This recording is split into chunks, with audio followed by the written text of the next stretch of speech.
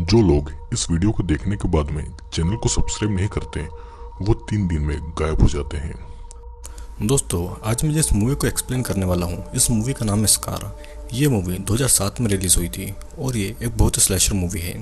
इस मूवी के एंड में कुछ ऐसा होता है जिसके बारे में आपने बिल्कुल भी नहीं सोचा होगा। तो मैं आपसे रिक्वेस्ट करूंगा कि वीडियो को एंड तक जरूर देखना।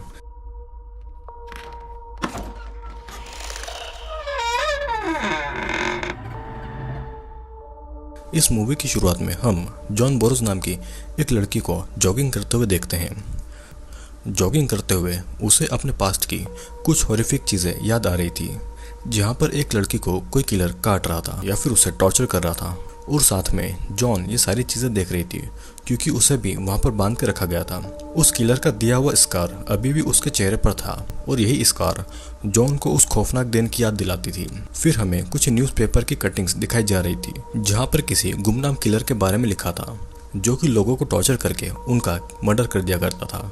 और जॉन इकलौती ऐसी लड़की थी जो कि उस किलर से बच के जिंदा वापस आई थी। दूसरी तरफ जॉन अपने भाई जेफ को कॉल करती है।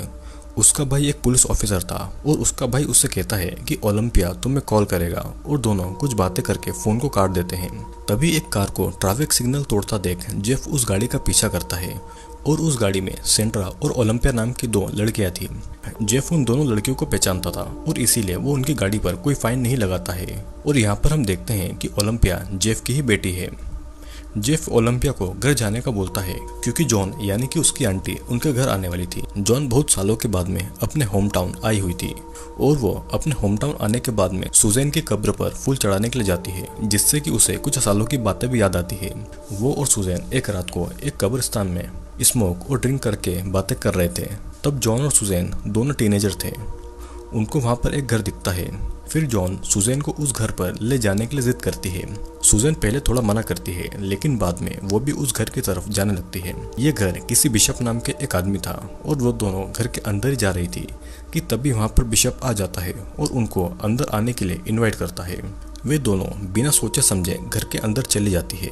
जॉन को चोट आई हुई थी तो बिशप उन चोटों पर बर्फ लगाता है। फिर बिशप उन्हें चाय पिलाकर उनसे कुछ बातें करने लगता है। वो उनसे उनके घर और उनके बॉयफ्रेंड के बारे में भी पूछता है। बिशप फिर सुजैन को किसी काम के लिए मदद करने के लिए किसी रूम में ले जाता है। सुजैन भी उसके साथ में अकेले ही रूम में चली जाती है।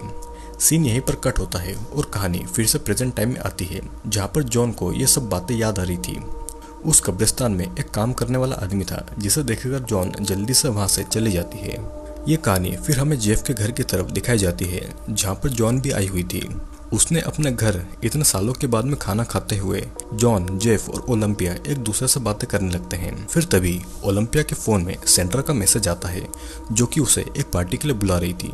रात को ओलंपिया और सेंड्रा पार्टी के लिए जाते हैं और ये पार्टी एक हाई स्कूल की लास्ट ईयर की पार्टी थी, इसीलिए वहाँ पर सभी लोग बहुत ज्यादा मस्ती कर रहे थे। तभी ओलंपिया पॉल नाम के एक लड़के के साथ में बातें करने के लिए चली जाती है। ओलंपिया और पॉल एक दूसरे से बातें कर रहे थे। फिर पॉल ओलंपिया को स्मोक करवाने के लिए थोड़ा दूर ले जाता है। उस पार्टी में दोनों स्मोक करने लगते हैं। वहाँ पर उनके बाकी के दोस्त भी आ जाते हैं और उनके 2 कपल फ्रेंड बीच की तरफ जाते हैं। इधर घर पे हम जेफ और जॉन को देखते हैं जो कि बातें कर रहे थे। जेफ की पत्नी मर चुकी थी, लेकिन जेफ ने अभी भी अपनी पत्नी की सारी चीज़ों को बहुत अच्छे से संभाल कर रखा हुआ था। जेफ अपनी बहन को देखकर बहुत खुश था और फिर जेफ जॉन को घर पर छोड़कर अपनी ड्यूटी के लिए निकल जाता है। जॉन को फिर से वही सारी बातें, वही टॉर्चर याद आ रहे थे। हम फिर से फ्लैशबैक को देखते हैं जहाँ पर सुजैन के बिशप के साथ एक अलग रूम जाने के बाद में जॉन वहाँ की चीज़ों को देखने लगती है। तभी वहाँ पर बिशप आ जाता है। वो जॉन के पैर में पट्टियां करते करते उससे कहता है कि तुम्हारी फ्रेंड दूसरे रूम में एंटिक सामान को देख रही है। बिशप और जॉन फिर से बातें करने लगते हैं। फिर बातें करते करते वो और जॉन एक दूसरे को किस करने ही वाले थे कि तभी बिशप किस नहीं करता। बिशप अचानक से क्लोरोफॉर्म लेकर जॉन को बेहोश कर देता है। कहानी फिर से प्रेजेंट टाइम में आती है, जहाँ पर हावर्ड और अप्रैल नाम के वही दोनों कपल जंगल में इंटीमेट होने के लिए जाते हैं। लेकिन इंटीमेट होने से पहले हावर्ड पानी में नहाने जाता है और उसकी गर्लफ्रेंड अप्रैल अपने कपड़े उतारकर उसे अपने पास बुलाने लगती है। फिर हावर्ड उसे अपने कपड़े पहनने को कहता है। हावर्ड को अप्रैल इंटीमेट होने के लिए बुला रही थी क्योंकि उसे अपने हाई स्कूल के पहले अपनी वर्जिनिटी लूज करनी थी। हावर्ड अभी भी पानी से बाहर नहीं आता और इसीलिए वो गुस्से में वहाँ से चली जाती है। हॉवर्ड अप्रैल को बुलाता है लेकिन उसका कोई जवाब नहीं आता। वो अप्रैल को बुलाने के लिए उस कार के पास में जाता है लेकिन वो कार में भी नहीं थी। अब फिर अगली सुबह हम एक फिशिंग कंपटीशन को देखते हैं जहाँ पर वे सारे हाई स्कूल के स्टूडेंट्स आए हुए थे। वहाँ पर ओलंपिया, पॉल और सेंड्रा भी आई हुई थी लेकिन वहाँ पर उन्हें अप्रैल और हॉवर्ड दोनों नहीं दिखाई दे रहे थे। वे लोग बातें कर ही रहे थे कि तभी वहाँ जेफ और जॉन भी आ जाते हैं कंपटीशन को देखने के लिए। पॉल उन्हें अपने डैड से ही मिलवाता है जो कि एक ऑफिसर थे और फिर तभी प्रिंसिपल कंपटीशन का विनर अनाउंस करती है। वे सभी काफी ज्यादा खुश थे और इसके बाद में सभी हाई स्कूल के बच्चे लेक के अंदर उतर जाते हैं। वे सभी लेक के अंदर मस्ती कर रहे थे और तभी अचानक से पॉल से एक डेथ बॉडी टकरा जाती है और उसकी बॉडी पर हर जगह कटे हुए निशान लगे हुए थे। और तो और अप्रैल की बॉडी पर कोई भी कपड़ा नहीं था, मतलब कि उसकी पूरी बॉडी ही नेकेड थी। अब इस लाश को देखकर जॉन को फिर से फ्लैशबैक की बातें याद आने लगती है जहाँ पर जॉन को वो किलर बिशप ने एक बेड पर बांध कर रखा हुआ था और उस रूम में हर जगह सर्जरी का सामान भी रखा हुआ था। पास ही में सुजैन भी खून से लथपथ पड़ी हुई थी जो कि दर्द में बहुत ज्यादा तड़प रही थी। वहाँ पर बिशप फिर एक लाश को लेकर आता है और वो उस लाश के अंदर वैक्यूम क्लीनर डाल के उस लाश के अंदर का सारा मांस खींच रहा था और ये सब जॉन और सुजैन देख रही थी। वो दोनों ये देखकर बहुत ज्यादा डर गई थी और वे ये सोच रहे थे कि अब उनके साथ में क्या होगा। बिशप जॉन के पास आकर जॉन के फेस पर एक कट मारता है जिससे कि जॉन दर्द से बहुत ज्यादा चिल्लाती है। सीन यहीं पर कट होता है और कहानी फिर से प्रेजेंट टाइम में आ जाती है जहाँ पर जॉन और जेफ घर में अप्रैल के मर्डर के बारे में बातें कर रहे थे। अप्रैल के बॉयफ्रेंड हॉवर्ड भी मिसिंग था और फॉरेंसिक रिपोर्ट अभी भी नहीं आई थी। जॉन के मुताबिक तो ये एक मर्डर ही था और ओलंपिया अपने फ्रेंड से मिलने का बोल के जॉन और जेफ को बाय बोलकर वहाँ से चली जाती है। ओलंपिया फिर पॉल के घर जाती है और पॉल और ओलंपिया अप्रैल के मर्डर के बारे में बातें कर रहे थे। ओलंपिया पहली बार पॉल के घर आई थी तो वो इसीलिए पॉल के रूम को देख रही थी। ओलंपिया को वहाँ पर ये पता चलता है कि पॉल की मॉम भी मर चुकी थी और बातें करते करते दोनों एक दूसरे के बहुत ज्यादा क्लोज आ जाते हैं। दोनों में फिर किस होती है। धीरे धीरे फिर पॉल ओलंपिया के कपड़े उतारने वाला था लेकिन वो ऐसा करने से मना कर देती है। उसकी बॉडी पर स्कार्स यानी कि निशान थे और इसीलिए वो कंफर्टेबल नहीं थी। पॉल भी उसे फिर अपनी बॉडी के स्कार के बारे में बताने लगता है। ओलंपिया पॉल को बाथरूम जाने को बोलती है और पॉल उसे वहां जाने का रास्ता बता देता है। ओलंपिया जब बाथरूम जाती है तो वहां पर पॉल के फादर थे जिसे देखकर ओलंपिया डर जाती है और वापस पॉल के पास आ जाती है। आने के बाद में वो उसे बाय बोलती है और वहां से चली जाती है। घर आने के बाद में ओलंपिया सेंड्रा को कॉल करती है। सेंड्रा के घर में उसके पेरेंट्स नहीं थे तो उसने अपने बॉयफ्रेंड ब्रेंड को अपने घर पर बुला लिया था। दोनों थोड़ी देर फोन पर बात करते हैं जिसके बाद में वो फोन कट कर देती है। सेंड्रा यहाँ पर अपने घर को साफ कर रही थी और ब्रायन अप्रैल के मर्डर और हॉवर्ड के मिसिंग होने की बातें कर रहा था। ब्रायन बार बार ये बातें कर रहा था तो सेंड्रा उस पर बहुत ज्यादा गुस्सा हो जाती है। ब्रायन उठकर फिर अंदर कमरे में चला जाता है और सेंड्रा बाहर कचरा फेंकने जाती है। बाहर उसे किसी के होने का एहसास होता है तो वो ब्रायन समझकर उसे पुकारती है। वो उसे देखने जाती है लेकिन वहाँ पर एक जानवर था जिससे कि वो डर के मारे फिर से घर के अंदर चली जाती है। घर के अंदर आने पर वो ब्रायन को पुकारने लगती है लेकिन अब भी उसे कोई जवाब नहीं आ रहा था। तभी वो देखती है कि एक रूम के अंदर ब्रायन खून से लथपथ तड़प रहा था और अचानक कोई पीछे से आकर सेंड्रा को भी पकड़ लेता है। सीन यहीं पर कट होता है और दूसरी तरफ हम देखते हैं कि जॉन को अपना स्कार देखते हुए उसी दिन के फ्लैशबैक फिर से याद आने लगते हैं जहाँ पर किलर सुजैन के घाव पर अल्कोहल लगा रहा था जिसकी वजह से सुजैन दर्द के मारे बहुत जोर जोर से चिल्ला रही थी। अब फिर वो जॉन के पास आकर उसके पेट पे स्टेपलर लगा देता है। जॉन फिर से चिल्लाने लगती है और फिर वो किलर बिशप सुजैन के पास आकर उससे कहता है कि अगर तुम जॉन को मारने को कहोगी तो मैं तुम्हें छोड़ दूंगा। सुजैन ऐसा नहीं करती और तब किलर एक सर्जिकल नाइफ सुजैन के मुंह में घुसा देता है और वो उसके मुंह के अंदर का मांस और उसकी जुबान काटने लगता है। जॉन बिशप को रोकने की कोशिश करती है लेकिन वो नहीं रुकता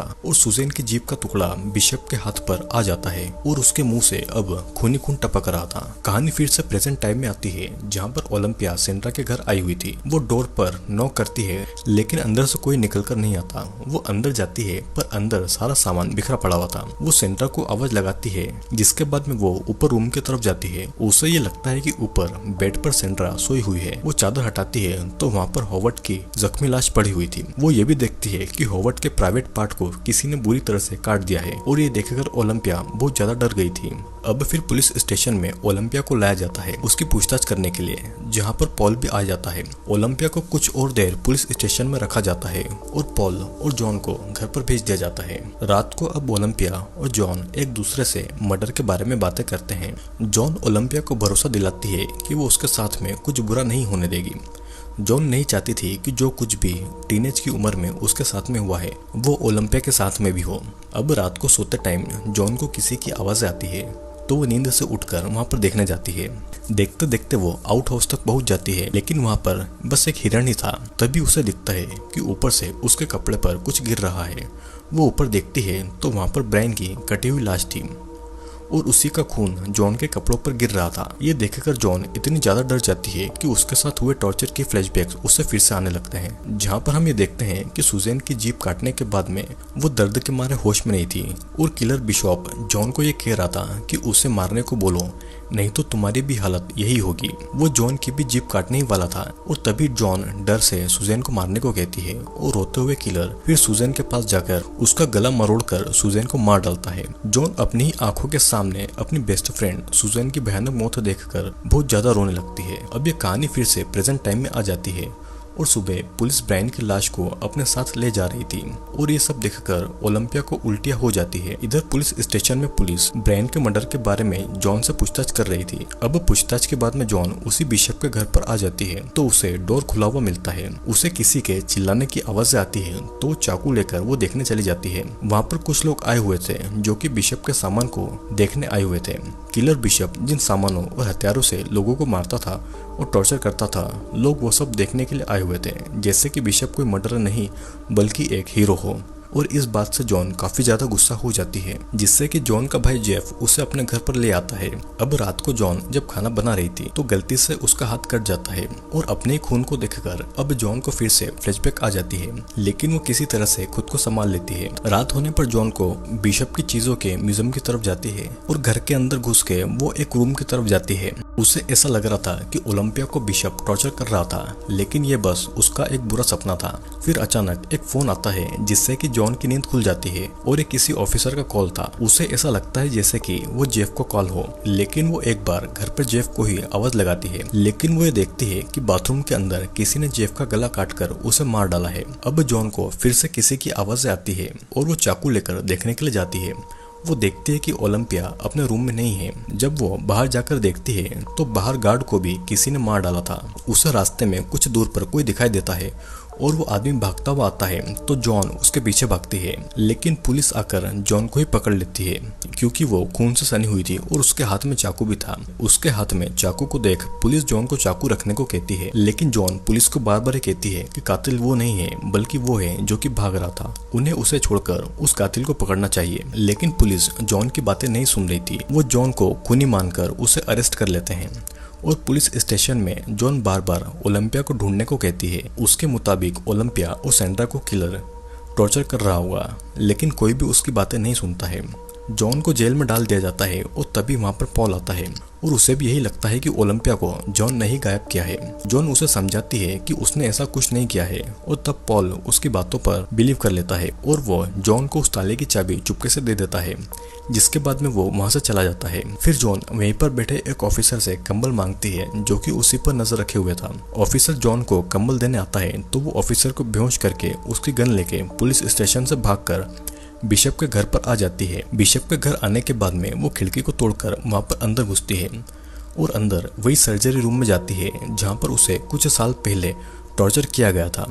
वहां पर उस म्यूजियम के ओनर की लाश पड़ी हुई थी जिसे किसी ने बुरी तरह से मार दिया था और ये सब देखकर जॉन को फिर से फ्लैशबैक आ जाते हैं। हम देखते हैं कि जब सुजैन मर चुकी थी तो जॉन खुद को बचाने के लिए धीरे धीरे अपने हाथ की रस्सी को एक ब्लेड से काट लिया था और बिशप का ध्यान उस पर नहीं था। जॉन फिर खुद को आजाद करने के बाद में चुपके से एक कांच की बोतल को अपने हाथ में लेती है और बिशप के सिर पर मार देती है। वो एक कांच के टुकड़े को बिशप को मारने वाली थी, लेकिन बिशप उसका हाथ पकड़ लेता है और वो जॉन का गला दबाने लगता है। जॉन फिर उसी वैक्यूम क्लीनर को बिशप के पेट में घुसाती है और बिशप के पेट का सारा मांस गलकर एक बोतल में चला जाता है। बिशप दर्द के मारे चिल्लाता है और तभी बिशप वहीं पर मारा जाता है और इसी तरह जॉन वहां से बचकर भाग निकलती है। अब प्रेजेंट टाइम में वो पूरे घर में बिशप को ढूंढ रही थी और उसे एक आदमी दिखाई देता है। वो उसका पीछा करके जंगल की तरफ जाती है और भागते भागते जॉन एक घर की तरफ आ जाती है तो वहां पर उसे एक बेसमेंट के अंदर जाने का डोर दिखाई देता है, जिससे कि वो नीचे जाती है तो वहां पर उसे ओलंपिया, पॉल और सेंड्रा मिलते हैं। जॉन ओलंपिया को खोलने ही वाली थी कि तो तभी पॉल पीछे से उठकर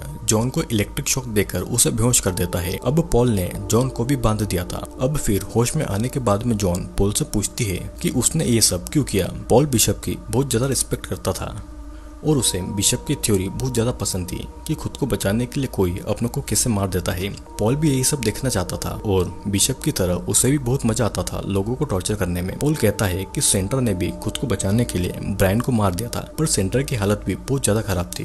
पॉल ने उसकी बॉडी को हर तरफ से जख्मी कर दिया था और फिर वो जॉन के पास आके एक कांच की बोतल तोड़कर फिर से उसके फेस पर कट लगा देता है, जिस तरह से बिशप ने उसके चेहरे पर कट लगाया था। वो फिर ओलंपिया के पास आता है और कहता है कि वो उसे सेंट्रा को मारने के लिए बोले, नहीं तो वो उसे ही मार देगा। ओलंपिया ऐसा नहीं बोलती और तब पॉल एक ब्लेड से ओलंपिया के पैर पर कट लगाता है। जॉन भी ये सारी चीजें देख रही थी, लेकिन हाथ बंधे होने के कारण वो कुछ भी नहीं कर पाती। ओलंपिया के पैरों पर पॉल कट पर कट लगा रहा था और फिर वो सेंट्रा के पास आकर बोलता है कि वो ओलंपिया को मारने के लिए बोले, लेकिन सेंट्रा उसे ऐसा नहीं बोलती और फिर वो उसी ब्लेड को सेंट्रा के सर पर कट मारने लगता है। सेंट्रा भी अब दर्द के मारे चिल्लाती है और फिर वो उसके बालों को उखाड़ने लगता है। पॉल फिर अब ओलंपिया के पास आके फिर से सेंट्रा को मारने के लिए कहता है, लेकिन जॉन और सेंट्रा उसे ऐसा बोलने के लिए मना कर रही थी क्योंकि पॉल यही चाहता था कि अपने ही किसी अपने को मारे खुद को बचाने के लिए। ओलंपिया नहीं बोलती है तो पॉल ओलंपिया के सर पर एक कट मारता है, जिससे कि वो दर्द सहन नहीं कर पाती और वो सेंट्रा को मारने के लिए कह देती है। ये सब सुनकर सेंट्रा बहुत ज्यादा रोती है कि उसकी फ्रेंड ओलंपिया ने उसे मारने के लिए बोल दिया। अब फिर पॉल एक सुपर ग्लू को सेंट्रा के मुंह में डालता है और उसके मुंह पर एक कपड़े को चिपका देता है, जिससे कि उसे अब सांस नहीं मिल पा रही थी और ऑक्सीजन की कमी की वजह से सेंट्रा वहीं पर मारी जाती है। पॉल फिर जॉन के पास आकर उसे इलेक्ट्रिक शॉक देता है और वो ऐसा जॉन के साथ में बार बार करता है। जॉन अपनी भतीजी ओलंपिया को बचाने के लिए खुद ये दर्द सहन कर रही थी। पॉल फिर ओलंपिया के पास आके अपनी आंट जॉन को मारने के लिए बोलता है, लेकिन ओलंपिया ऐसा नहीं बोलती। ओलंपिया की बेली पर लगी हुई रिंग को एक चाकू से उखाड़ देता है, जिससे कि ओलंपिया को बहुत ज्यादा दर्द होता है। अब फिर जब पॉल की नजर जब दूसरी तरफ थी तो जॉन एक कांच का टुकड़ा उठाकर अपने ही हाथ की एक उंगली काटकर उसे अलग कर देती है, जिससे कि उसका हाथ हथकड़ी से आसानी से निकल जाता है। पॉल अब ओलंपिया के मुंह में एक चाकू डालने ही वाला था और उसके दांत उखाड़ने ही वाला था कि तभी जॉन पॉल को गोली मार देती है और फिर जॉन ओलंपिया को आजाद कर रही थी कि तभी पॉल उसके पैर पर कट मार देता है। पॉल फिर अब जॉन के ऊपर चढ़ के उसे चाकू मारने वाला था कि तभी ओलंपिया पीछे से आकर एक चेन सो से उसके सर के टुकड़े कर देती है। पॉल दर्द के मारे चिल्लाता हुआ वहीं पर मारा जाता है और जॉन और ओलंपिया ये सब देखकर बहुत ज्यादा इमोशनल हो जाती है। अब सीन यहीं पर कट होता है और मूवी के आखिर में हम देखते हैं कि जॉन और ओलंपिया हॉस्पिटल में आपस में बातें कर रहे थे। तभी ओलंपिया के गले को किसी ने पीछे से पकड़ लिया था और हम देखते हैं कि ये बस ओलंपिया का एक बुरा सपना था। जिस तरह से ओलंपिया की आंट जॉन को पूरी जिंदगी भर अपने टॉर्चर की यादें ताज़ा रहती है, उसी तरह अब ओलंपिया को इस हादसे के बारे में जिंदगी भर याद रहेगा। आई होप दोस्तों वीडियो आपको ज़रूर पसंद आया होगा। वीडियो अगर पसंद आया हो तो लाइक, शेयर और कमेंट ज़रूर करना। और हाँ, अगर आप इस चैनल पर नए हैं तो चैनल को सब्सक्राइब जरूर कर लीजिएगा। और अब हम मिलेंगे अगले वीडियो में।